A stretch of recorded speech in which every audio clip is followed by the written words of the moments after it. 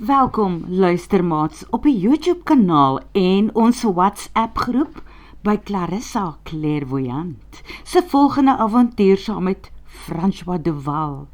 Vir die Buffelbal mense, byt asseblief vas. Die veearts werk so tussen sy verlief raak deur, vir geld ook, hy is besig. En Larry maak YouTube stories oor die wilde diere en goed daar in die bos. Hulle volgende episode is op pad. Maar oor Clarissa Clairvoyant 2, genaamd Blinde Sambok. François de Waal, die privaat speurder, wou net by Clarissa op Waterval boven kom kuier.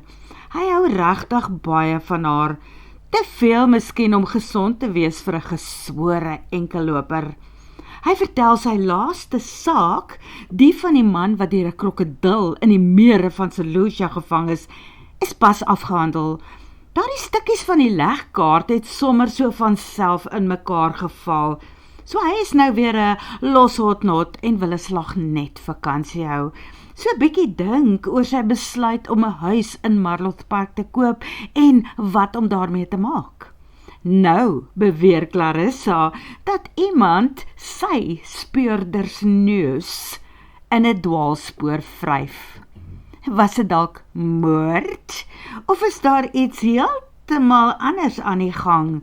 Iets veel meer clandestien. Die skakel na die storie gaan net hierna op ons WhatsApp groep verskyn.